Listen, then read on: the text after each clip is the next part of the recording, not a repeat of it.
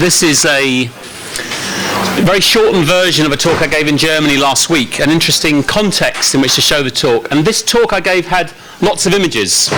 And actually I wasn't reading it, I was just talking through the images. But I've only got one of the images here today, and that's of this fella. Does anyone know his name?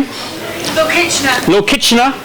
And if you wonder where concentration camps came from, they didn't originate with the Nazis. They originated with this gentleman in his fight with the Boers. The Boers kept being resupplied by farmers, and Kitchener's solution was to put the farmers and their children, farmers' wives and their children particularly, in barbed wire compounds, which they monitored.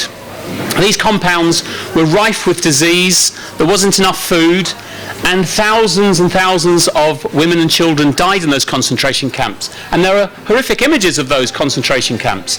So that's, I think, an interesting way of thinking about this recruiting poster, which recruited about 1 million people. He was a hero of Britain at the time because of his success in the Boer War.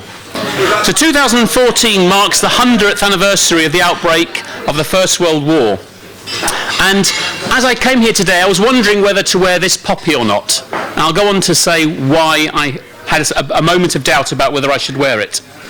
So there's been some controversy about how we should commemorate what's been sometimes called the Great War, or what those who survived it hoped would be the war to end all wars. So in this short talk, I want to explore the nature of this controversy, and I want to look at competing histories and mediations of the 1418 war that shape our memory of the conflict, as well as our attitude to more recent or contemporary wars. I want to begin briefly with the question of poppies, and whether to wear one or not. In November 2013, newsreader Charlene White refused to wear a Remembrance poppy whilst presenting an ITV News London bulletin. She argued that I prefer to be neutral and impartial on screen, so that one of those charities doesn't feel less favoured than the other. Charlene consequently faced racist and sexist abuse on Twitter for her decision. In 2006, Channel 4 newsreader Jon Snow also refused to wear a poppy on screen for the same reason. He noted there was a rather unpleasant breed of poppy fascism out there. He damned well must wear a poppy. Well, I do in my private life, but I'm not going to wear it or any other symbol on air. Now, at the time, the BBC's John Humphreys criticised Jon Snow for his decision and said on the record, "The reason I wear a poppy," I'm not going to do John Humphreys' voice, "is because I want to pay tribute. It is a mark of respect for those men who gave their lives so that I can live the way I do today, to protect my freedom. And if anybody in this country who does not feel that gratitude, then I think they should feel vaguely ashamed of themselves." Now, what this reminds me of is the situation in the United States in the weeks after 9/11, when newsreaders came under pressure to wear flag pins on their lapels. It also goes to the heart of how we should remember the war.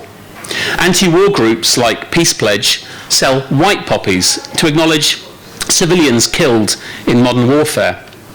There are also black poppies, which, according to the Stop the War Coalition, who sell them, commemorate all those who have died due to imperialist wars and its legacy. Dead soldiers, dead civilians, and dead conscientious objectors. And there were an estimated 14,000 conscientious objectors in Britain alone. So to wear a poppy or not, and even the colour of the poppy, can express a political perspective on the First World War and war in general. So in a visit to Germany last week, I was surprised to see that there was almost no sign of commemoration, and nobody was wearing a poppy or its equivalent, despite the fact they almost lost twice as many men, 1.7 million compared to Britain's 900,000. In Berlin, I came across one interesting exhibition at the German Historical Museum, which was only open for 6 months. Other than this exhibition, the only other material of the war I saw came from British organisations such as the Shakespeare Society. When I asked students at Jena University why this was, they were not sure, but they suggested it might be because they had lost the war. So if remembrance is not about gloating over victory, what is it about? And how do we learn properly about this war so that we can never again allow loss of scale on this scale to happen again? In the last 5 years, we've been dependent on our memory of the war on second-hand sources. The last British survivor of World War I trenches, Harry Patch, died at the age of 111 in July 2009. So, what did Harry Patch have to say about his time at the front? For more than 80 years, he would not talk at all about his wartime experiences, refusing to attend regimental reunions and avoiding any war films which appeared on the television. In 2006, he famously told Prime Minister Tony Blair that war is just organised murder, nothing else. And he said that for him, the annual November the 11th Remembrance events are just show business. We see the rising popularity of war poets such as Wilfred Owen and Siegfried Sassoon, who were highly critical of the heroic, patriotic narratives of war. Sassoon, who was an enthusiastic patriot at the start of the war, threw away his military cross into the Mersey in 1917 as an act of willful defiance of the military authority. He wrote of the war memorial of the Menin Gate in Belgium, "Who will remember passing through this gate? The unheroic dead who fed the guns? Well might the dead who struggled in the slime rise and deride the sepulchre of crime." We also see ordinary soldiers' memories of the war passed on in poignant songs, such as Pack Up Your Troubles and It's a Long Way from Tipperary, which was originally a love song written in 1912. Now, Oh What a Lovely War, Monocled Mutineer and Blackadder were singled out by the former Education Minister Michael Gove in January 2014 as exemplifying left-wing versions of the past designed to belittle Britain and its leaders. Gove was writing in the Daily Mail in response to an article by Michael Morpurgo, author of The War Horse. Education Minister Michael Gove's attack in January 2014 on these Blackadder myths about the First World War forms part of a concerted political and cultural effort to overturn historical and popular accounts of the catastrophic 1914-18 war. This radical reframing of the conflict as a just war, Michael Gove describes it as a just war, presents a head-on challenge to accounts of the war as a misbegotten shambles and the enduring class-based narratives of lions led by donkeys, which still holds sway in the popular imagination.